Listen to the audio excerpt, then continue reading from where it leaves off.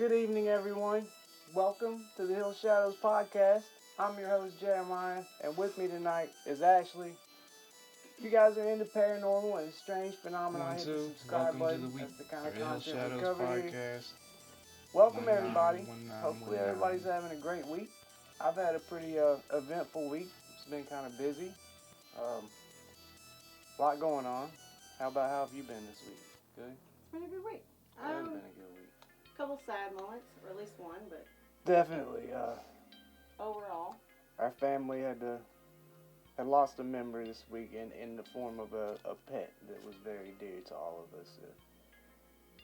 Turns out our pet cat had a tumor, and it wasn't anything that could be removed. So yeah, kind of definitely a sad thing that we had to go through. So, but going into the weekend, I'm feeling pretty rested. I'm feeling good. Still a little bit wintry outside, a little cold. But I feel like within a couple weeks we'll probably be able to be back outdoors, like kayaking and exploring and checking out some cool things. I got some really cool stuff tonight. There's one thing I've been waiting all week to share. I've been really excited about this, and it's not even anything that new. I thought it was like really new, but it turns out this thing I want to say is from 2015. But it's really cool. Last week we went over mimicry last week, correct? Like things mimicking your own voice or whatever. We may have touched on it or something. I can't remember exactly. But yeah, it was a I don't have very cool good episode. I don't think. I was trying to remember. I can't really remember what we talked about last week. I want to say it's the one that I did the thumbnail for that was like something called back to me in my own voice, right? That was last week? Was that last week? If I'm wrong, forgive me. It's been kind of a crazy, stressful week, and we're going to get through this together. I want to encourage you guys, if you're not subscribed, please hit the subscribe button, because I do notice most people that watch these videos aren't our subscribers. Right. So and you should be. You should be. You should be. We're fun people, and if you want to join that little community, it's as easy as just hitting that little button. And it would help us tremendously if you'd hit the like button as well. I mean, that helps our video get recommended by the algorithm, and we would greatly appreciate it. Also, if you guys have the story you would like us to share on one of our upcoming episodes, you can email that to us at hillshadowsky@yahoo.com, and we would love to hear from you guys. The first thing I got is proof of Bigfoot, right? I got proof. Undeniable proof. Oh, yeah. I forgot about yeah. This is pretty raw evidence. Yeah, and this is from when? 2015. I It's hadn't heard about it. It's from 2015, so evidently it was not enough, but it's impressive to me. It should be. I really enjoyed this article. This one, I ran across, I want to say on Reddit, or the link I ran across on Reddit, and the link took me to this Yakima Herald Republic, which is, I want to say, a news site, and it's titled "Proof of Bigfoot is in the Bones," Wenlock Man says, and it's from the Chronicle. It says titled dated May 14th, 2015. It's really interesting. So I'm gonna read this. Let me put my reading glasses on real quick. Is the mystery of Bigfoot's existence finally solved? One Centralia College professor said he has discovered scientific evidence that proves the creature's existence. He believes the information will be one of the biggest scientific finds of the century. Mitchell Townsend, a Wenlock resident and teacher in the college's continuing education program, said he was walking through the woods near Ryan Lake in East Lewis County when he came across a stack of bones. The find itself was unusual since predators typically disperse remains rather quickly, he said. Upon further inspection, he noticed large human-like teeth imprints in the bones. I got to looking at the bones, and they had been gnawed on by what looked to me to be giant human teeth, he said. After two of his students from Lower Columbia College found two more stacks of bones on the south side of Mount St. Helens, he said it became clear the kill sites were similar in a variety of ways. The bone stacking technique is specific to a humanoid and was cited as human behavior, he said. Again, Human-like teeth imprints were notched into the bones. No predator impressions or tool marks were found on the remains, and after consulting with the Department of Fish and Wildlife, Townsend said all natural predators in the area were ruled out. The two additional sites located by his students shed more light on the creature responsible for the activity. The trio found footprints with a length of 16 inches, he claims. Height, weight, and proportion calculations, paired with the length of the stride between steps, conferred the creature had to be about 8 feet 8 inches tall. Although the footprints looked human, they had a much wider and broader profile and did not have an arc. If you add it all up, you have an 8 foot 8 inch tall creature that is killing animals at different areas of Mount St. Helens with its bare hands, chewing them up, literally skin and bones and all, and spitting them out between its legs, Townsend said. The teeth marks in the bones show what Townsend said were impressions of incisors and canines, but 90% of the teeth were beyond the range of human possibility. As for the mouth size, the bite ratio was calculated at 2.5 times wider than that of a person. The bones also showed dental signatures and different human chewing strategies from ancient cavemen, including bone pilling, he said. The bottom line is only humans do that because of the shape of our teeth and the shape of our jaw, so we have to gnaw on the edge of the bone, Townsend said. A double arch structure also showed the teeth were closely related to the Neanderthals, and the molars left triangular impressions as opposed to circular impressions an ape or chimpanzee would leave, he said.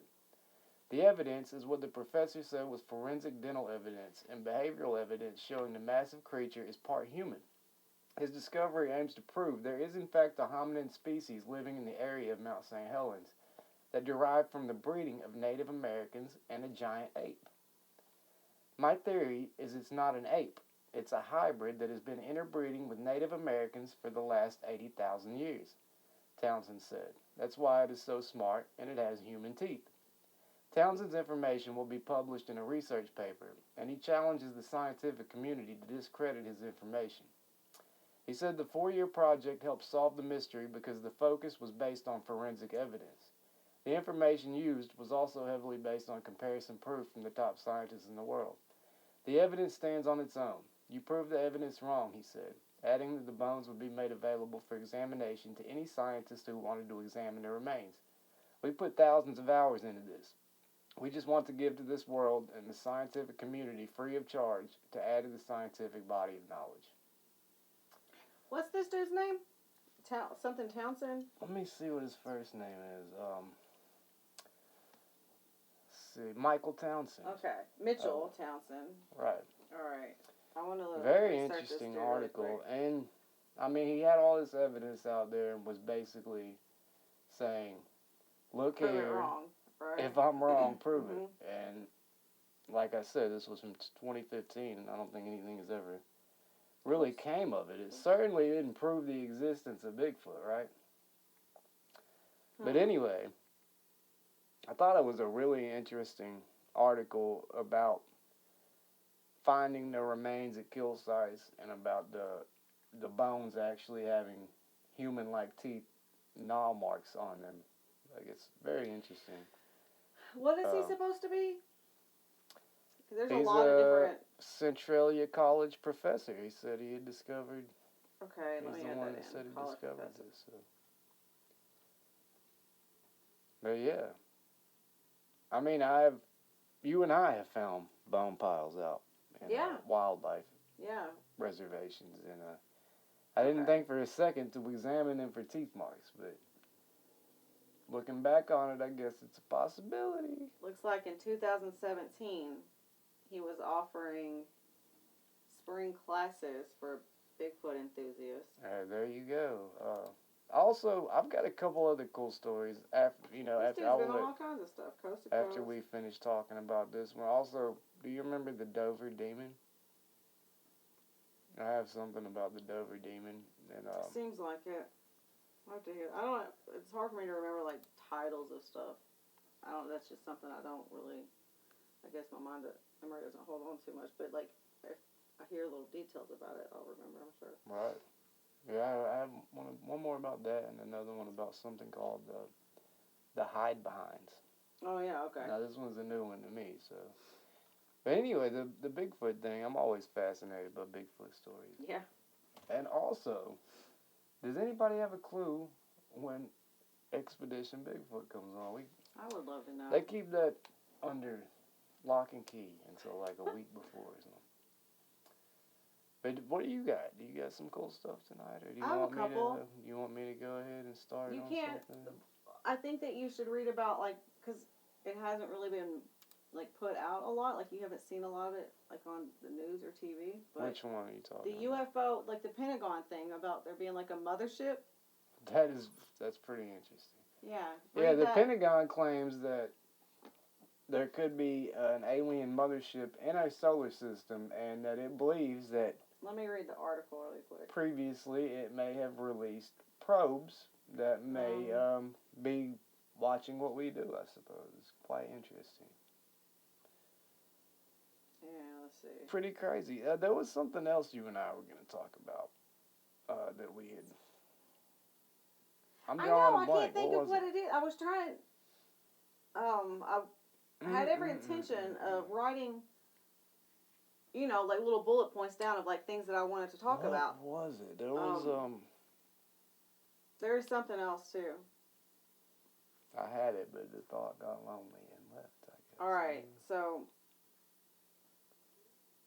this was the Washington Examiner 3 days ago. Yeah, It that's about when says I watched that thing. Pentagon officials claim alien mothership could send ships to Earth in draft research paper. Officials at the Department of Defense claimed it is possible for aliens to send small probes to our solar system and even to Earth on missions similar to the ones conducted by NASA, according to a research report draft. The draft was written by Sean Kirkpatrick, the director of the Pentagon's All Domain Anomaly Resolution Office, and Abraham Loeb, chairman of Harvard University's astronomy department, last week. It centered on the physical constraints of unidentified aerial phenomena and claimed that a mothership already in our solar system could send probes to Earth. See, that's crazy. An artificial interstellar object could potentially be a parent craft that releases many small probes during its close passage to Earth, an operational construct not too dissimilar from NASA missions, the report said. These dandelion seeds could be separated from the parent craft by the tidal gravitational force of the sun or by maneuvering capability. The paper suggests that the solar system. Come on. I don't know what my phone's doing. It's like froze. Okay, sorry. Oh, geez Louise. Can't find your place, huh?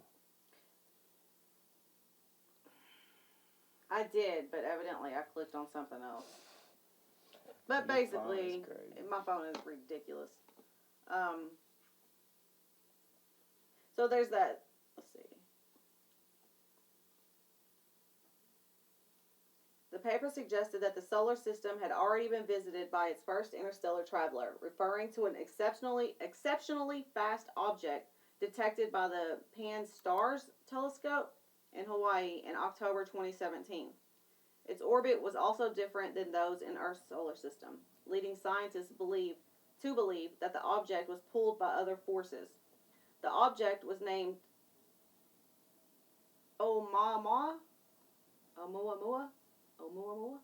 I don't know, something like that. Oumuamua. Yeah, absolutely. The Hawaiian term for scout, which Loeb and Kirkpatrick claimed could be the mothership that sends the probes to planets. Another object was spotted 3 years later in 2020. Neither object had a cometary tail. Cometary tail? Cometary? I don't know how to say it. Leading some scientists to believe they were artificial. With proper design, these tiny probes would reach the Earth or our solar system planets for exploration as the parent craft passes by within a fraction of the Earth-Sun separation. Just like Oumuamua did. Mm-hmm. The paper read, astronomers would not be able to notice the spray of mini probes because they do not reflect enough sunlight for existing survey telescopes to notice them. there's more. It keeps going on, but basically that's. Yeah, it's crazy. So, Mm-hmm. yeah, I know you've told me that you've heard there's gonna be some type of disclosure like that Well, happens. that was just some girl that I heard was saying that Right. Well, I don't clearly know. It was there's. like a prophecy. She was saying it was Well, like there would be like a wave of I mean, it's all disclosure. they have to because they're withholding technology from us because of capitalism for marketing reasons or Mm-hmm. whatnot, and the technology exists. They have technology, and eventually they're gonna have to unveil it to us in some way or another. But the fact is, any innovations that take place in energy or anything that's gonna cut into anybody's profits, they're gonna get shut down. And if they can't control it, they're gonna do their best to do away with it altogether. I feel like. So what Yeah, do you fake do an alien unless invasion. That's what they're gonna do. well No, no, possible. as I heard earlier today, the enemy is the one lying to your face, right? Always, Yeah, because they're wanting us to right. believe that China's our enemy, and a lot of you are buying that dumb stuff. But they're not. The people who are your enemy are the people that lie to you every day, obviously, and don't want to see you That could live a cause a lot good of life. controversy And saying that, but hey, I'm a controversial guy, man. I don't mind. I don't mind. I've been part of the group of people that's been getting the shaft for as long as I've been around. So anyway, I got one. This one I've got about. I'm really excited to read this because I don't know about this thing either, but it's called. It's known as a hide behind, okay. and apparently this I stumbled across um, an encounter or some or yeah it says cryptid encounter from an animal control expert, and he says he specializes in cryptids. And when I was reading it, it was part two, so I went back to the first cryptid encounter, and it's says he's an animal control expert, and one cryptid he says is entering human homes more often than usual. And this is a PSA, so this is clearly important information. This was 5 months ago, and Okay. I found this on Reddit, posted by the user Mr. Beef Thighs. Nice username. So let's see what this guy's talking about. Apparently, this is something you might have to worry about. For years, I was the guy to call if you had a squirrel in your attic. I mean, to a lot of people, I'm still that guy, but over the last 20 years, I've branched out to other less common infestations. Now I'm the guy you call if there is a haunted doll rummaging through your attic, or a Sasquatch trampling your flower beds. Oh, he's that guy. Yeah, right. I love my job. The specializations I've acquired have allowed me to travel across the country, meet incredible people, and experience cryptids like few have ever done before. It doesn't hurt that the pay is great, but the stories are even better. I have one short story for you now. It's more of a public service announcement than anything else, really. I've dealt with every sort of infestation, from Sasquatches, and evidently says to spray human urine around the area of the sighting, and it will avoid the area. Demonic presences usually need to bring a priest in, sometimes can be tricked into inhabiting a lesser creature like a frog, and jackalopes. It's just a bunny with some antlers. Put it in a cage and give the poor thing a carrot. But recently, there has been one cryptid that has been growing more and more invasive into human settlements, the HideBehind. Most commonly found in the forests of the northern United States and Canada, the HideBehind is one cryptid that cannot easily be dealt with. In fact, I'm not sure it's even possible for one of these to be bagged and tagged like we normally would with other cryptids. To my knowledge, no HideBehind has ever been killed, maimed, dazed, or even simply removed from a residence. Once it has made a claim to an area, whether it be a local forest, a cave, or even, in one particularly bloody case, a Bass Pro Shop, it will defend that area to the death. First documented by the Native Americans, then by lumberjacks in the Pacific Northwest of America, the HideBehind is one of the lesser known but a cryptid on the continent, but without a doubt one of the most dangerous. No one really knows what they look like. As the name suggests, as soon as they are seen, they quickly duck out of view to hide behind anything in the vicinity. Hmm.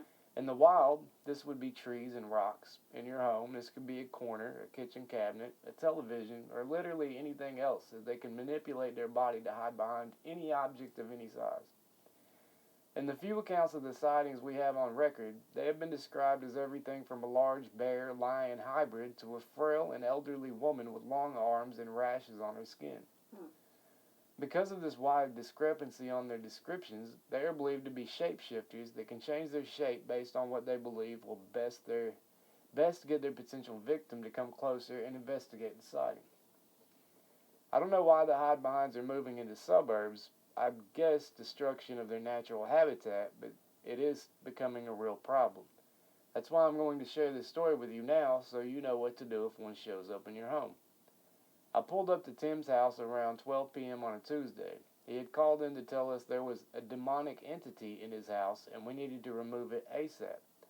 They always demand ASAP. Tim had nothing going on, but people are so much more demanding than they were 20 years ago.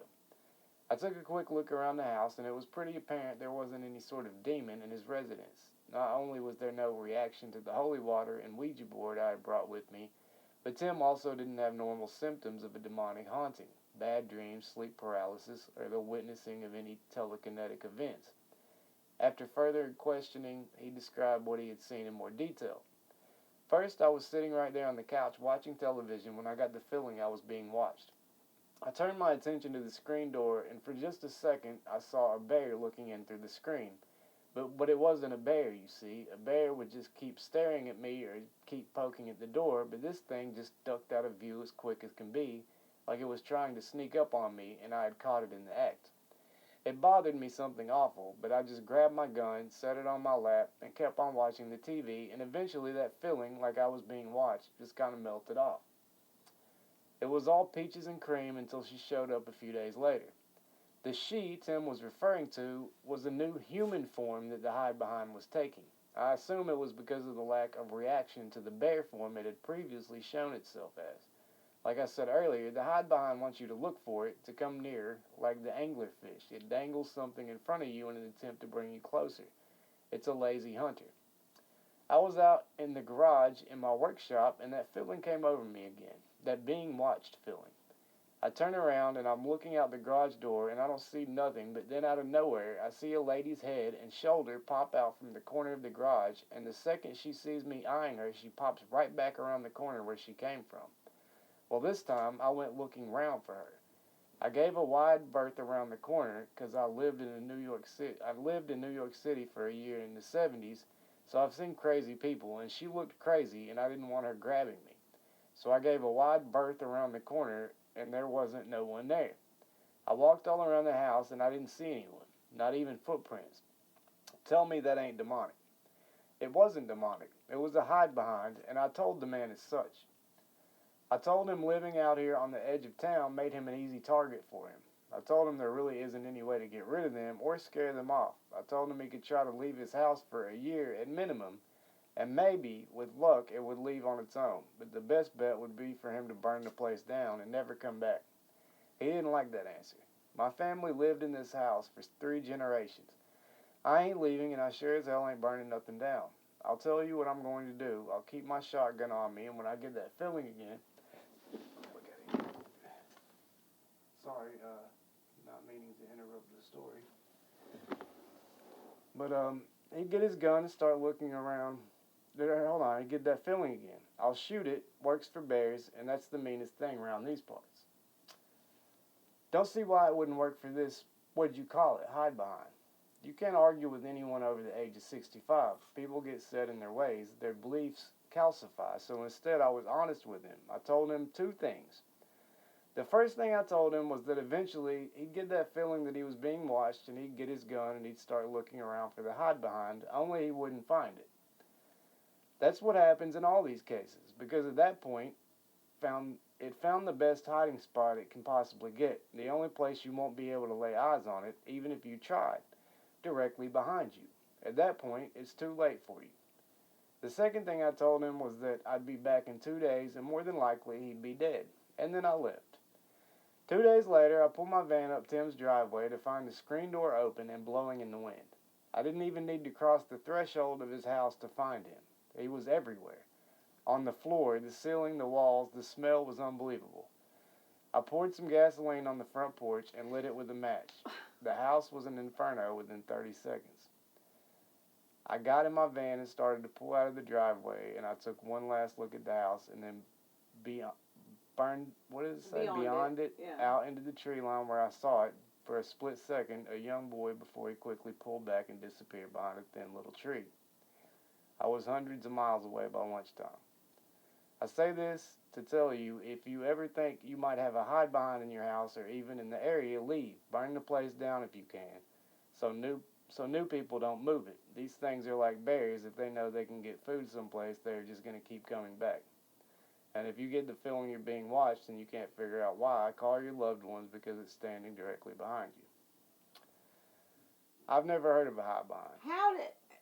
Okay. I don't know about the end part where the dude was supposedly all over them. Is he saying he got murdered? And then he lit a match and burned the place down. So this is arson. I'm hearing two crimes. One of them, it sounds like, I guess he didn't actually kill the dude, but he did burn the place down. That is arson. If nobody knows much about a hide behind, why does he know so much? This dude's the expert, right? And what bass shop is he talking about? That's a good question. Yeah, Bass Pro. There's a Bass Pro shop that has a hide behind in there. And this other one's awfully long. I don't even know if I want to get into it. Because I do have something about the Dover Demon that I want to talk about tonight. It's really interesting. Because it's got a picture that I want to share with you guys. I believe it's probably, it may be one of the crawler creatures that we talk about sometimes. It could be, yeah. But I want you to go ahead and I know you have some things you want to share as well. Sure. I've gone long enough. I'm long-winded tonight. All right, let me pull this up. I was gonna leave the page open, but my phone's stupid sometimes, and will just like decide it's gonna shut off. But yeah, while you're looking for, I'm gonna see what else I can find about the hide behind things. Right. Okay. Who knows? Man? I know where it's at, so I just need to. I believe it's page. Yeah, here it is. All right. I mean, they're actually. They're real things. Hide behind. It's on Wikipedia. It comes up immediately. The hide behind you see that black thing? Wow. Is that what I saw behind? That makes me think of what I saw down there. It was going That's crazy. It says the hide behind is a nocturnal, fearsome critter from American folklore that preys upon humans that wander the woods, and was blamed for the disappearances of early loggers when they failed to return to camp. As its name suggests, the hide behind is said to be able to conceal itself. When an observer attempts to look directly at it, the creature quickly hides behind an object or behind the observer, and therefore cannot be directly seen. The hide behind supposedly uses this ability to stalk human prey without being observed and to attack them without warning. Said victims, including lumberjacks and others who frequent the forests, are then dragged back to the creature's lair to be devoured. The creature subsists chiefly upon the intestines of its victims and has a severe aversion to alcohol, which is therefore considered a sufficient repellent.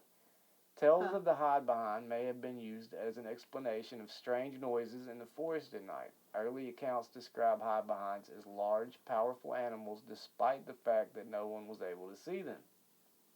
Stay drunk, people.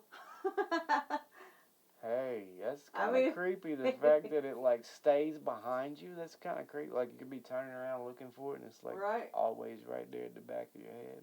Ew. I don't like that. Yikes.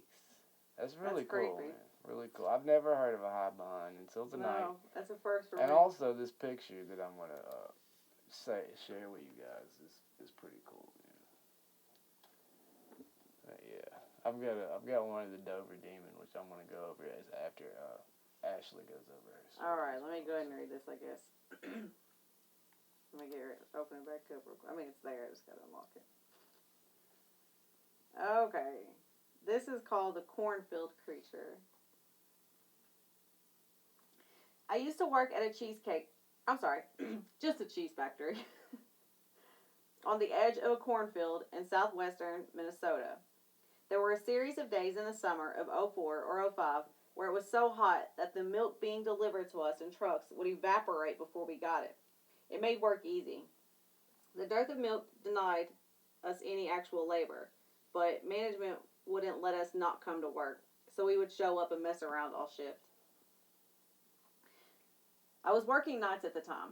It was 2 or 3 a.m., and I was out on the loading dock watching bats fly around the floodlights because I liked being out in the cool night air.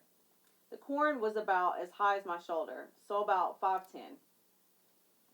As I was watching the bats, I looked down at the edge of the cornfield. Something was moving there. It was the size of a small child and very, very skinny. Pale, with something that looked like a head of straight black hair. It moved in a sort of jerky gait, like someone dancing the robot badly. It moved in chunks, like legs, then its hips, then torso, shoulders, neck, and finally its head. Crazy. It was looking back into the cornfield, or at least I felt like it was. I felt prickly all over. I didn't know what it was. I thought it was a heron or something at first, but it looked too much like a person. It didn't move like a person, though. Gradually, step by step, it moved toward me. Letting my curiosity better my fear, I moved towards the edge of the dock, which was raised a few feet off the ground. When I got within a few feet of the edge, the thing looked at me. I was paralyzed. I could have run, but I was stuck somewhere between terrified and intrigued. It moved its face, still pointed at me. It ratcheted its body in that disconcerting, jerky movement toward the cornfield and went into it. I tried to watch the field move as it passed, but the corn remained perfectly still. I noticed that all the crickets were silent. After a few minutes, nothing happened. I stood out there for an hour, but it never came back, and I never saw it again. That was It's pretty. creepy. It was very creepy. How it moved sounds. Yeah. So yeah, I was looking up like where like in popular culture the hide behind. Mhm. There's a there's a book that came out in 2006. It's a suspense novel called The Hide Behind. There's a film from 2014 called The Hide Behind. Is that what it's made Or up no, from? it's Is it a just fake? 2014 indie horror game called Forest of Whispers, and it's the Hide Behind is featured in that, as well as in a Harry Potter movie. Yeah. There's actually one featured, Hmm. and an episode of Gravity Falls. Where is it? Yeah. Really? The Hide Behind is a title of a short from Gravity Falls. So, That's yeah. a good little cartoon. That is a good. I like cartoon. Gravity Falls. Hmm. So yeah, you're off to a good start tonight. That was a really good story. You got more like that one, or? I did. I'm trying to Similar. figure out which one it was that I wanted to read. Cause I just have the Dover Demon is the last thing I'm gonna go over tonight, and the reason being is I found this cool picture, and it's a pretty interesting little tale, about. Yeah. Oh. I lost my little place. Here's a little one that I thought was kind of interesting. It's not necessarily like like weird like the last one, but I thought it was kind of interesting anyways. And it's called Invisible Sprinting Humanoids. Working as a police motorway patrolwoman in Portsmouth, England, I'm frequently confronted with situations that are both bizarre and unnerving. However, the incident that occurred on the 25th of November last year is by far the most unusual of them all. During a routine speed camera set up in the city around 6:30 p.m., at which time it was completely dark, our speed trap picked up random tracings of non-existent objects hurtling past at 30 to 40 miles per hour. The devices are not actually known to malfunction, so we trained the camera on the road surface to see what we had picked up. Sitting in the back of the patrol van, we were shocked to discover on the screen that the camera was picking up what can only be described as human figures, running up and down the street approximately 40 feet away from the vehicle, only barely visible through the night vision filter. They were of average height, had a silvery hue, and were sprinting up and down the central reservation. the dividing surface between two opposite lanes, like on a motorway, repeatedly and very fast. I admit I did not exit the vehicle to investigate, but apparently I didn't have to. Only about 10 feet away, at the side of the road, one of these silvery entities just appeared on the screen. Female, approximately 6 foot, and standing motionless, facing away from the van. She was dressed in scantily clad clothing, not unlike that a young woman of an evening out may wear.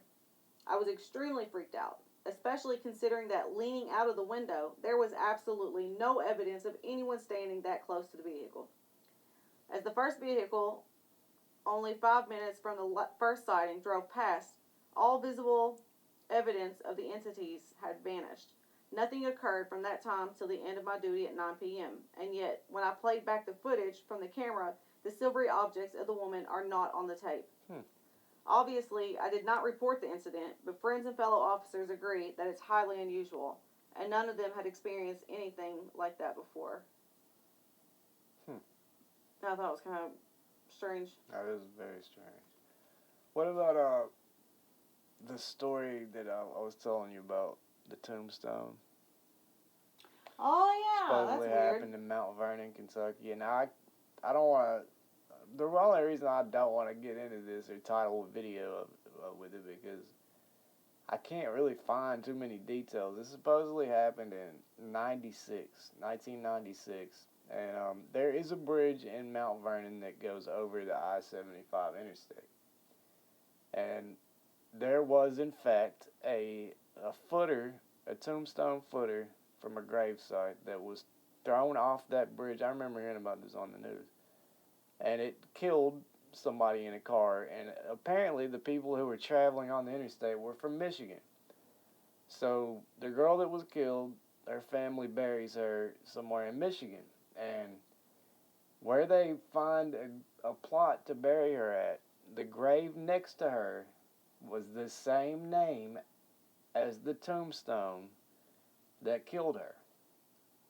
Now, apparently, there was a guy that wrote a book about this, and because there's a lot of other similarities as well, right? Like there's some weird coincidences. Yeah, there are a lot of other weird the whole coincidences, about, like maybe the dates on the grave next to her. I don't know. I don't know how deep it gets, but apparently there was a guy that wrote a book about this whole thing, and the only person that knew the name of the book, or used to know the name of the book, supposedly maybe mentally can't recall it at this point in their life or something to that extent. But that doesn't mean we can't find the book. Right. I will be looking for the book. I've done some research to try to find it. The only part I know to be a fact is I do remember there was somebody that was killed. Yeah, I remember that happening a long time ago. Yeah, because of something being thrown off the bridge there over the interstate. And I know that because I remember anytime I would drive under that bridge, I'd always look up like, I don't want to go out like that, man. But that would be crazy, and very interesting story, and I'd love to find out more about it. I have one more. I don't know, how many more do you have? I should have asked you. I have several, but you have several. How many more do you want to do? I'll probably just read one more of them. Yeah, we could. Yeah, well, I'd say at least one more, right? Yeah. Do you want me to go ahead and do Dover Demon? Yeah, I mean, go for it. Very interesting. Yeah, sure. So I want to share this with you guys, and the picture I found is really cool. And apparently, this creature was sighted in 1977, and it was sighted 3 times over 2 miles while it was traveling over a period of 2 miles. I don't know why, but the image makes me think of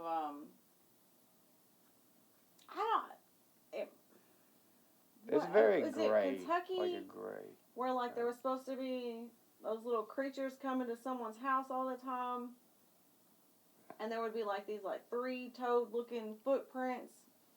And they said something about they were coming out of a cave or something that was. You know what I'm talking about? I remember the footprints. I don't remember everything else about it, but I do remember that. It does resemble that. Well, this is also on Reddit. It's under the subreddit High Strangeness, and it's posted from the user Irrelevant Appalachian, and this was 3 years ago. It's titled The Dover Demon, bizarre creature sighted 3 times, traveling in a straight line over 2 miles and 77. Teenage witness reluctantly stands by his experience decades later as an adult. So this article actually is from Boston.com and it's under the local news. Decades later, the Dover Demon still haunts. And it's by Mark Sullivan, Globe correspondent. And this is actually from 2006. Dover, 29 years later, William Bartlett stands by his story of what he saw on Farm Street that night. It was an eerie human-like creature, he said, about 4 feet tall with glowing orange eyes and no nose or mouth and a watermelon-shaped head. I have no idea what it was, Bartlett, now a 46-year-old artist living in Needham, said in a recent interview. I definitely know I saw something. The Dover Demon that Bartlett and 2 other teenagers reportedly seeing over a 2-day span on April 1977 has since gained worldwide attention, not unlike Bigfoot, the Loch Ness Monster, and the Latin American goat sucker, the Chupacabra. Internet pages are devoted to the Dover Demon. You can play a video game featuring the creature or buy a figurine of it as far away as Japan. In a lot of ways, it's kind of embarrassing to me, said Bartlett. I definitely saw something. It was definitely weird. I didn't make it up. Sometimes I wish I had. He has made a career as a painter, his work displayed in galleries on both coasts, but a Google search on Bill Bartlett, he noted, invariably turns up his teenage encounter with the unknown. Once his wife, Gwen, browsing the horror section of a bookstore, flipped open an encyclopedia of monsters, and there was an entry about her husband and the Dover Demon. It's a thing that's been following me for years, Bartlett said. Not the creature, the story.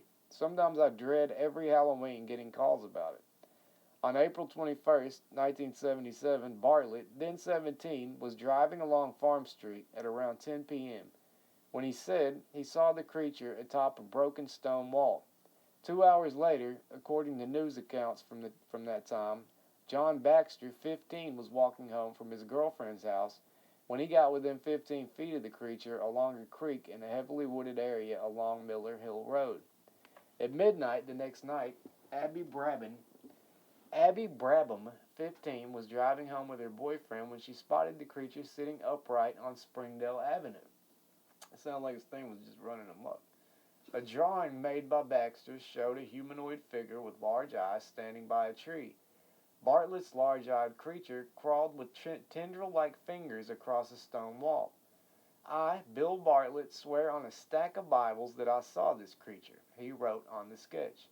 The locations of the sightings, plotted on a map, lay in a straight line over 2 miles. Is that what that's, 2 miles? Yeah. Mm-hmm. All the sightings were made in the vicinity of water. That's interesting. No sightings have been reported since, though Bartlett says a weird experience a year later left him wondering if he had a return visit from the creature. The following year, he said, he was in a parked car with his girlfriend when he heard a thump on the car. He made out a small figure leaving the scene. He remains unsure who or what banged the car. He said, though it could have been a youngster playing a prank. Farm Street on a recent evening could have been a modern-day Sleepy Hollow with woods lining the fieldstone walls and what little light there was coming from the moon. Since at least the 17th century, the vicinity of the second oldest road in Dover has been associated with strange occurrences. In his 1914 town history, Dover Farms, Frank Smith writes of Farm Street.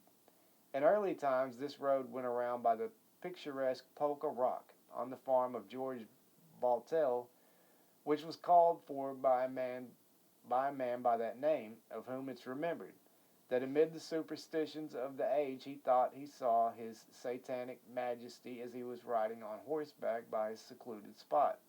The location has long been looked upon as one in which treasures are hid, but why anyone should go so far inland to hide treasures has never been told. However, there has been at times unmistakable evidence of considerable digging in the immediate vicinity of this rock. Lauren Coleman of Portland, Maine, a well-known cryptozoologist, a researcher of hidden animals from Sasquatch to sea serpents, led the original investigations into the Dover Demon, whose name he coined. Studying Dover's history, Coleman said in a telephone interview struck by the fact that the area in which the demon was sighted had a tradition of unexplained activity. In the same area, you had three major legends going on, he said, citing the apparition of the devil on horseback, the tales of buried treasure, and then the Dover demon. I think it certainly says something. It's almost as if there are certain areas that collect sightings, almost in a magnetic way. Coleman theorized that the large geologic outcropping in the woods off Farm Street that historian Smith called the Polka Stone might actually have been called the Puka Stone after the fairy folk of Celtic folklore. When the Dover demon was sighted in 1977, it might not have been the first time a strange creature was spotted in the woods by local teenagers. Mark Sennett of Sherborne, who was buying a bagel and coffee at Isabella's Groceria in Dover Center on a recent Saturday morning, said there was talk at Dover Sherborne High School in the early 1970s of strange things seen in the woods. In fact, Sennett said, he and his friends might have seen a demon themselves at Channing Pond on Springdale Avenue in 1972. I don't know if we really saw something, he said. We thought we did. We saw a small figure deep in the woods, moving at the edge of the pond. We could see it moving in the headlights. We didn't know. It could have been an animal, Sennett said. The group told police, who investigated, but nothing came of it. When Bartlett saw this creature 5 years later, he said he was driving with two friends on Farm Street, near Bridge Street, on the way to Sherborne about 10 p.m. They hadn't had any beer. We were probably looking for it, he said, but we didn't have any that night. Bartlett said the car was traveling maybe 35 to 40 miles an hour when he saw the thing standing on a wall, its eyes glowing in the headlights. It wasn't a dog or a cat, he said. It had no tail. It had an egg-shaped head. He said he saw it from about 10 feet away. Over the duration, it took the car to travel from one utility pole to the next. His two friends did not report seeing the creature. He grew up around animals and had seen the odd mangy fox. Bartlett said. This definitely wasn't, he said. It was some kind of creature with long, thin fingers and more human-like in its form than animal. Its shape reminded him of kids with distended bellies, he said. I've always tried to guess what it was. I never had any idea. This was no prank, Bartlett said. I wasn't trying to be funny. People who know me know I didn't make this up.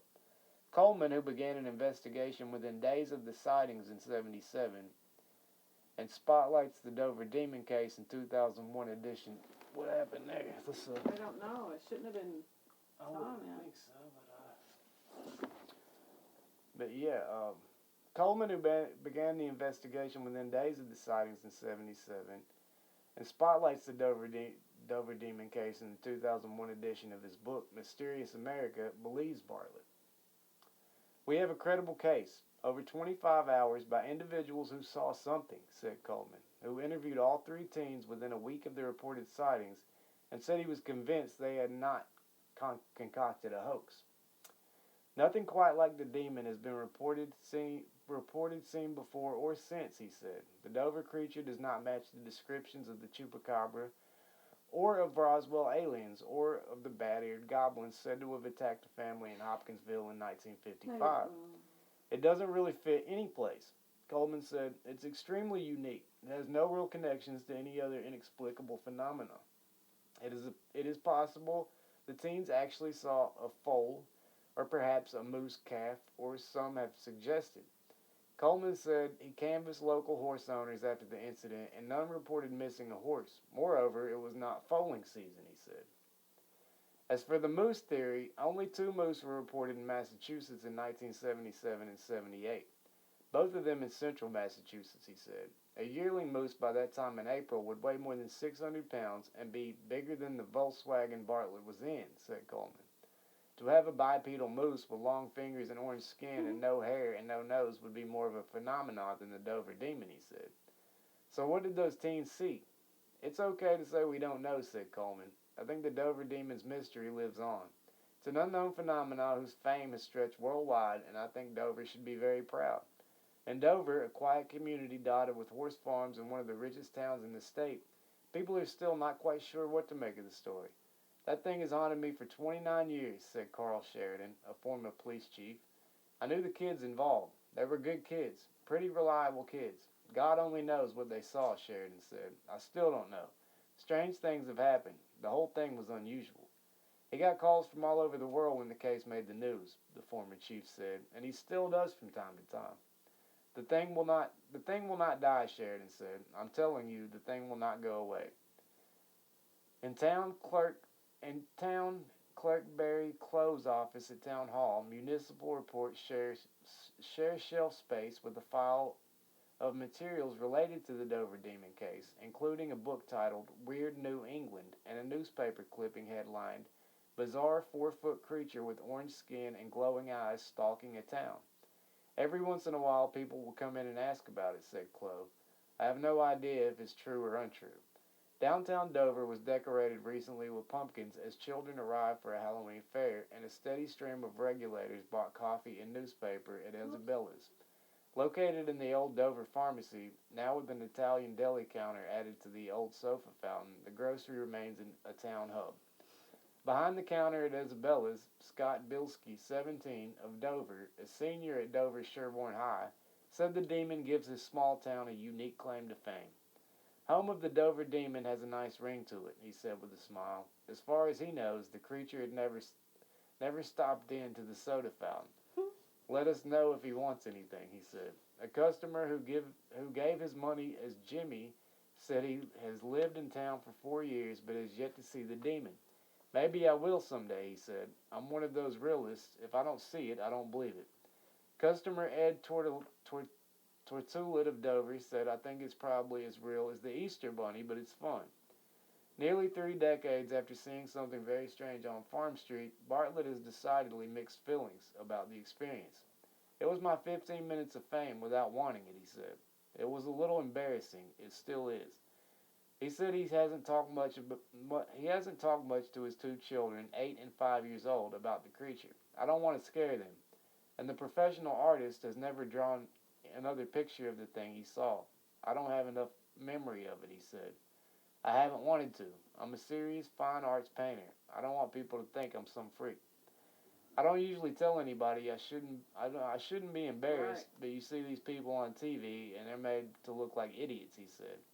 I really do wish that I had made it up. I might have profited from it. It's a great story. I wish it was seen again so everyone would know it was true.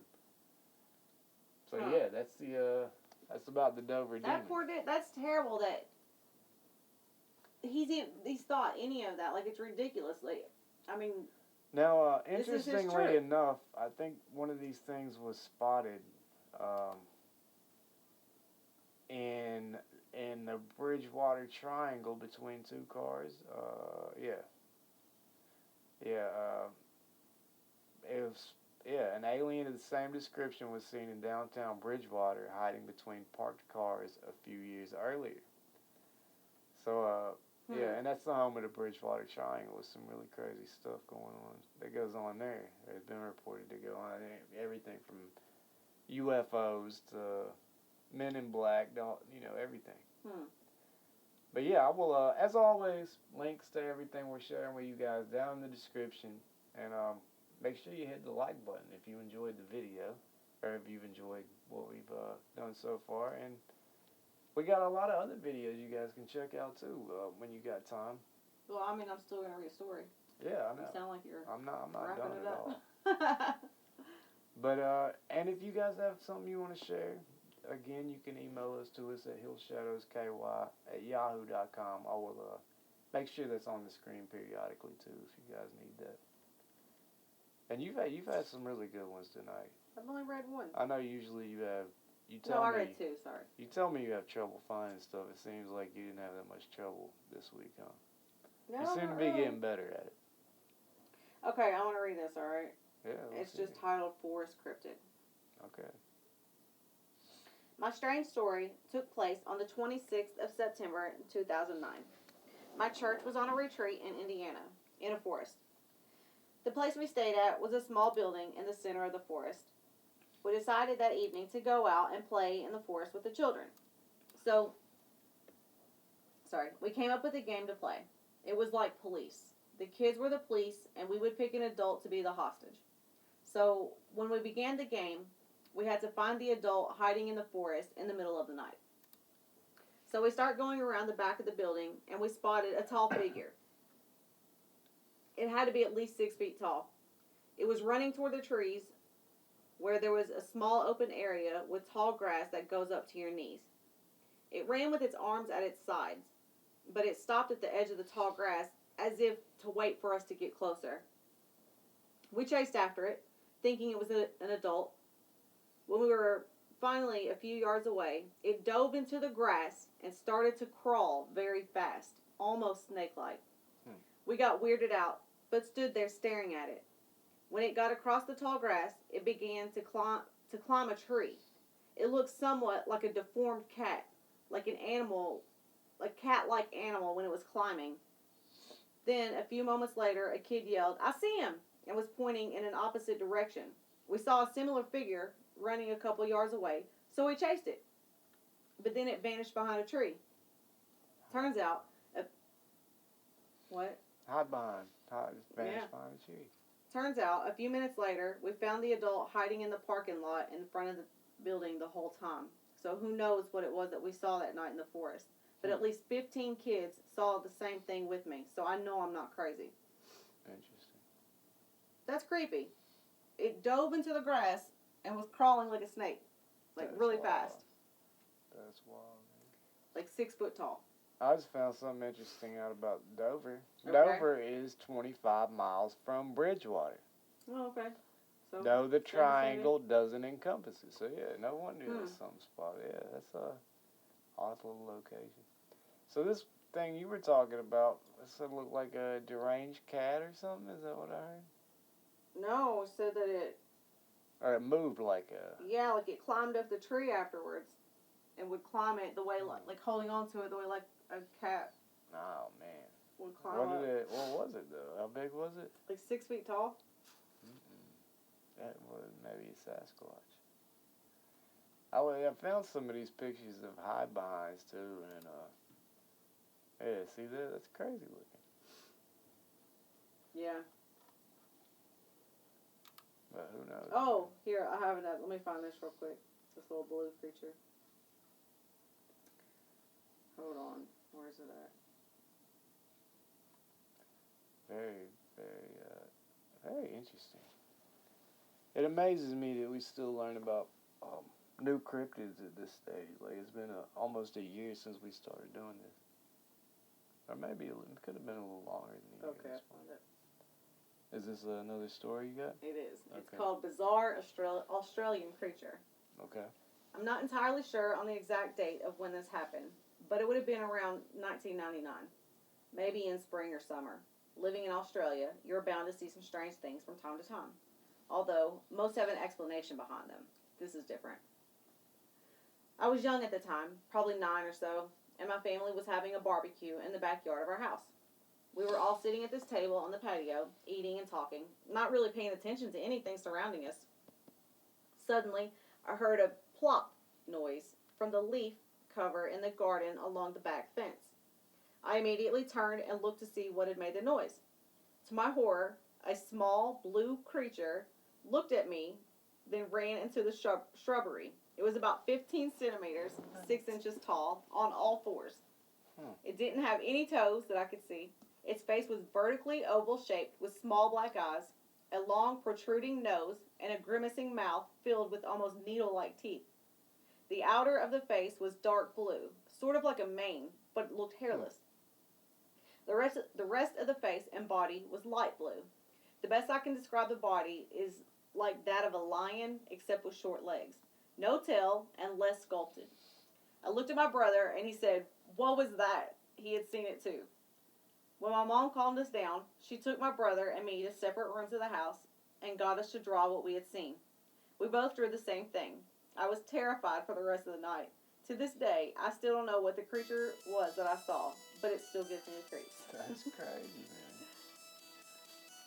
That's what I got for now. You know, that's weird. I wonder how many creatures there are out there that we haven't discovered. Clearly, there's a lot.